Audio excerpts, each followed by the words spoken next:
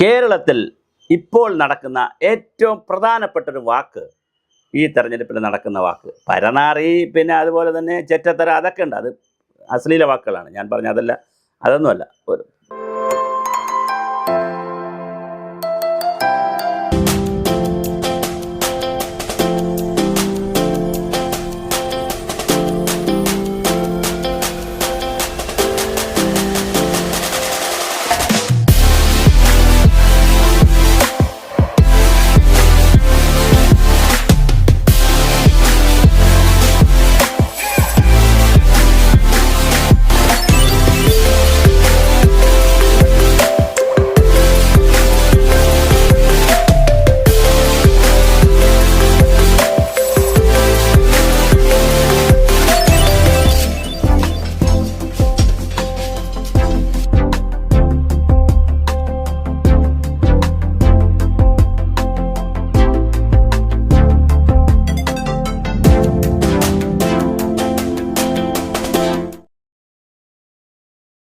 നാലക്ഷരം, ഇംഗ്ലീഷിലെ നാലക്ഷരം deal, DEAL, deal ഉണ്ടെന്നാണ് പറയുന്നത്.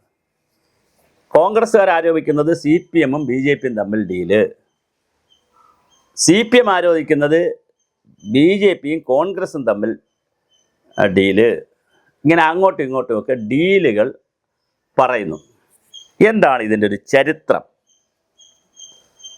1977 തിരഞ്ഞെടുപ്പിൽ ഉദുമ മണ്ഡലത്തിൽ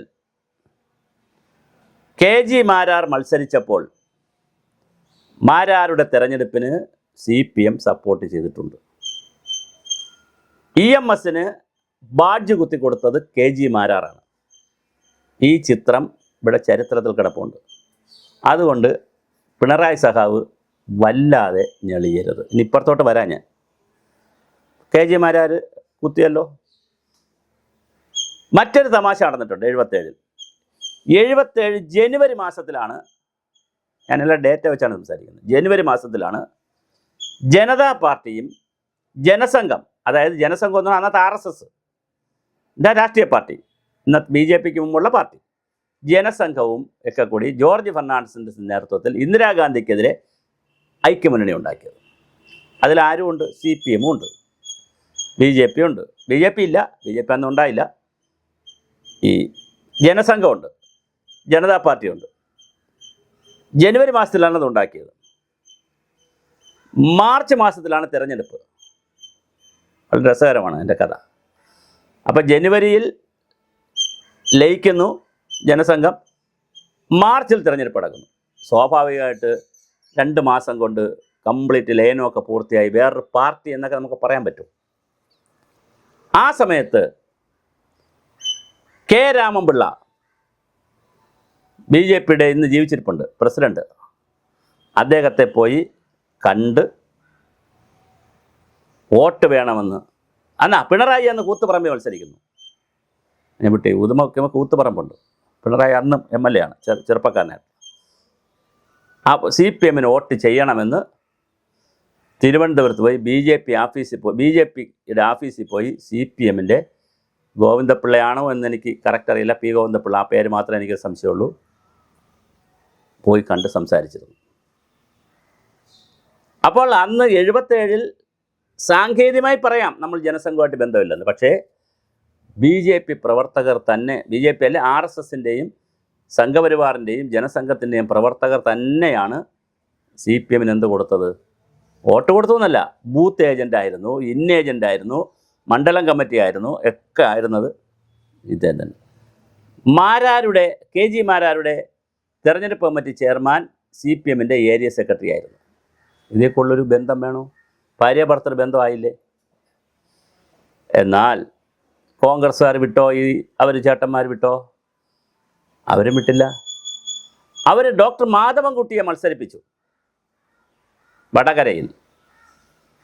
കോൺഗ്രസ്, ഇനി തമാശ വേറെയുണ്ട്, കോൺഗ്രസ് ലീഗ് BJP, കോലീബി. മലയാളിയെ പൊട്ടന്മാരാക്കരുത് എല്ലാവരും കൂടി. ചരിത്രത്തിൽ ഇതൊക്കെ കിടക്കുകയാണ്. കോലീബി, കോൺഗ്രസ് ലീഗ് ബന്ധം, BJP, കോലീബി. വളരെ രസകരമല്ലേ? കേരളത്തിൽ അന്ന് രത്നസിംഗ് മത്സരിച്ചു. അതും അതിനെയും പിന്താങ്ങി ഈ എല്ലാവരും കൂടി ചേർന്നു. അപ്പോൾ RSSൻ്റെ ഒരു പരിപാടിക്ക് പോയി, സതീശൻ്റെ മണ്ഡലത്തിൽ നടന്നൊരു പരിപാടിക്ക് പോയി സതീശൻ തിരികൊളുത്തിയതോ അല്ലെങ്കിൽ ഏതെങ്കിലും മണ്ഡലത്തിൽ അങ്ങോട്ടും ഇങ്ങോട്ടോ പറയുന്നത് മാത്രമല്ല, ബീഹാറിൽ ഒരേ മന്ത്രിസഭയിൽ CPMൻ്റെയും BJPയുടെയും മന്ത്രിമാരുണ്ട്. പല മണ്ഡലങ്ങളിലും ബീഹാറിലും ഒറീസയിലൂടെയും സപ്തമുന്നണിയാണ്, ഒന്നിച്ചാണ് BJPയും കോൺഗ്രസും ഒക്കെ, അത് പിന്നെ CPMും അല്ല. അപ്പം CPMും പുണ്യാളം ചമയരുത്, കോൺഗ്രസും ചമയരുത്, BJP ഞങ്ങൾ തൊട്ടില്ല എന്ന് പറയരുത്. ഈ രാഷ്ട്രീയത്തിൽ എല്ലാവരും അവരവരുടേതായ കോമാളിത്തരങ്ങൾ കാലദേശങ്ങൾക്കനുസരിച്ച് ചെയ്തിട്ടുണ്ട്. വാജ്പേയിയുടെ ഒരു കാരുണ്യമില്ലായിരുന്നെങ്കിൽ, അത് PS ശ്രീധരൻപിള്ള എപ്പോഴും പറഞ്ഞുകൊണ്ട് നടക്കും, നമ്മളെ ഗവർണർ മുൻ ഗവർണർ ഈ ഇടയ്ക്കും പറയുന്ന കേട്ടു, വാജ്പേയിയുടെ കാരുണ്യമില്ലായിരുന്നെങ്കിൽ CPM എന്ന പാർട്ടി പ്രാദേശിക പാർട്ടി ആയിരിക്കുമായിരുന്നു, ദേശീയ പാർട്ടി ആവാൻ പറ്റത്തില്ല. കാര്യം 4 സ്റ്റേറ്റിലുണ്ടെങ്കിലേ ദേശീയ പാർട്ടി ആവാൻ പറ്റുള്ളൂ. 4 സ്റ്റേറ്റിലില്ല, ഒരു 2 സ്റ്റേറ്റായിട്ട് ചുരുങ്ങി, ബംഗാളും കേരളമായിട്ട് അന്ന് ചുരുങ്ങി. ഇപ്പോൾ ബംഗാളും ഇല്ല, ചുരുങ്ങിയപ്പോൾ എല്ലാവരും കൂടെ ചെന്ന് വാജ്പേയിയുടെ കാല് പിടിച്ചു, കത്ത് കൊടുത്ത് കാല് പിടിച്ചു. വാജ്പേയി പ്രധാനമന്ത്രിയാണ്, അദ്ദേഹം സ്പെഷ്യലായി ഓർഡർ ഇട്ടാണ്, നിയമം മാറ്റിക്കൊണ്ടാണ്, നിലവിലുള്ള നിയമം മാറ്റിക്കൊണ്ടാണ് ഒരു സ്റ്റേറ്റിലായാലും എന്ത് കിട്ടും, ദേശീയ പദവി കിട്ടും. അല്ല, 2 സ്റ്റേറ്റിലുണ്ടെങ്കിൽ ദേശീയ പദവി കിട്ടും.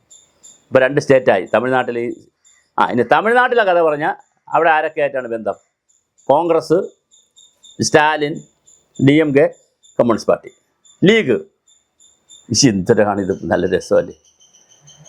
അപ്പം തിരുവനന്തപുരം വിട്ടാൽ ഇന്ത്യ മുന്നണി, കാസർഗോഡ് വിട്ടാൽ ഇന്ത്യ മുന്നണി, ഇന്ത്യ മുന്നണിയിൽ ലീഗുണ്ട്, RSP ഉണ്ട്, ഈ സകലവരും ഉണ്ട്. അത് വേറൊരു തമാശ. ദേശീയ തലത്തിൽ നോക്കിയാൽ, തമിഴ്നാട്ടിൽ നോക്കിയാൽ വേറെ തമാശ. അതുകൊണ്ട് ഇവിടെ ആരും ചരിത്ര പ്രസംഗം നടത്തരുത്. നിങ്ങൾ കാലദേശങ്ങൾക്കനുസരിച്ച് കോമാളിത്തരങ്ങൾ കാണിക്കുന്നുണ്ട്. ഒരു തത്വത അധിഷ്ഠിതമായ രാഷ്ട്രീയമാണെന്നോ ആദർശ രാഷ്ട്രീയമാണെന്നോ ഒന്നും പറയരുത്. ശർക്കരക്കുടത്തിൽ കൈയിടാത്തവരില്ല, പരസ്പരം കല്യാണം കഴിക്കാത്തവരില്ല, മച്ചമ്പി കളിക്കാത്തവരില്ല. എല്ലാവരും പരസ്യമായ ഡീലുകളാണ് ഞാനീ പറഞ്ഞത്. പിന്നെ രഹസ്യമായ ഒരുപാടുണ്ടല്ലോ. പരസ്യമായ ഡീലാണ് ഞാനീ പറഞ്ഞ 77-ലെ ഡീല്. പിണറായി എപ്പോഴും പറയും, ഞാൻ 77-ൽ ജനസംഘവുമായിട്ടല്ല ചർച്ച, ഞങ്ങൾ ജനതാ പാർട്ടിയുമായിട്ടാണ്. ഉളുപ്പ് വേണം പറയാൻ.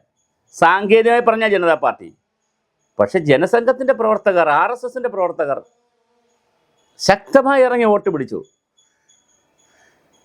എന്നിട്ടാണ് ജയിച്ചത് പിണറായി അന്ന്. അപ്പോൾ ഇതെല്ലാം ചരിത്രത്തിൽ കിടക്കുന്നു. ചരിത്രം സംസാരിക്കും. അതിൽ രേഖകളാണ് ചരിത്രം, ഡേറ്റയാണ് ചരിത്രം. അതുകൊണ്ട് കോൺഗ്രസ് പരസ്യമായും രഹസ്യമായും, കമ്മ്യൂണിസ്റ്റ് പാർട്ടികൾ പരസ്യമായും രഹസ്യമായും, BJP പരസ്യമായും രഹസ്യമായും ഒരുപാട് ധാരണകൾ അങ്ങോട്ടും ഇങ്ങോട്ടും ഉണ്ടാക്കിയിട്ടുണ്ട്. RSSൻ്റെ നേതാക്കളും ശ്രീ എമ്മും പിണറായി വിജയനും കൂടെ ഒന്നിച്ചിരുന്ന് കല്യാണക്കാര്യമല്ലല്ലോ ചർച്ച ചെയ്തത്. പിണറായി വിജയൻ്റെ ഔദ്യോഗിക വാഹനം ഒഴിവാക്കി സ്വകാര്യ വാഹനത്തിൽ വന്ന് ശ്രീ എമ്മുമായി ചേർന്നിരുന്ന് RSSൻ്റെ നേതാക്കളും കൂടെ ഇരുന്നത് വസ്തു കച്ചവടം അല്ലല്ലോ. എല്ലാവരും, ഞാനതാ പറഞ്ഞത്, പരസ്യമെങ്കിൽ പരസ്യം, രഹസ്യമെങ്കിൽ രഹസ്യം. തിരഞ്ഞെടുപ്പിന് പറയുന്നൊരു വാക്കുണ്ട്. തിരഞ്ഞെടുപ്പിന് തൊട്ട് തലേ ദിവസം വരെ, അതായത് സ്ഥാനാർത്ഥിയാവുന്നൊരു തലേ ദിവസം വരെ ആശയവും ആദർശവും ജനാധിപത്യവും മതേതരത്വം സോഷ്യലിസം, ഞങ്ങൾക്ക് തീവ്രവാദികളുടെ വോട്ട് വേണ്ട, മതഭീകരന്മാരുടെ വോട്ട് വേണ്ട, ആരുടെ വോട്ട് വേണ്ട. അങ്ങോട്ട് നോമിനേഷൻ കൊടുത്തു കഴിഞ്ഞാൽ, അല്ലെങ്കിൽ സ്ഥാനാർത്ഥിയാവും എന്ന് പറഞ്ഞു കഴിഞ്ഞാൽ, പിന്നെ മധുര മനോഹര മനോജ്ഞമായ വിശാലമായ ജനാധിപത്യമാണ്. ആരെങ്കിലും വോട്ട് തന്നാൽ വേണ്ടെന്ന് പറയുന്നത് എങ്ങനെയാണ്? എല്ലാവരുടെ വോട്ടും വേണം, ഞങ്ങൾ ചോദിക്കില്ല, പക്ഷെ അണ്ടർഗ്രൗണ്ടിൽ കൂടെ ഞങ്ങൾ വാങ്ങും. അത് കാശ് കൊടുത്തും മതം പറഞ്ഞും ജാതി പറഞ്ഞുമൊക്കെ വാങ്ങും, എന്ത് പറഞ്ഞും വാങ്ങും. ഇത് ജനാധിപത്യത്തിൻ്റെ ഒരു വികലതയാണ്, ഒരുതരം തെമ്മാടിത്തരമാണ്, അശ്ലീലമാണ്.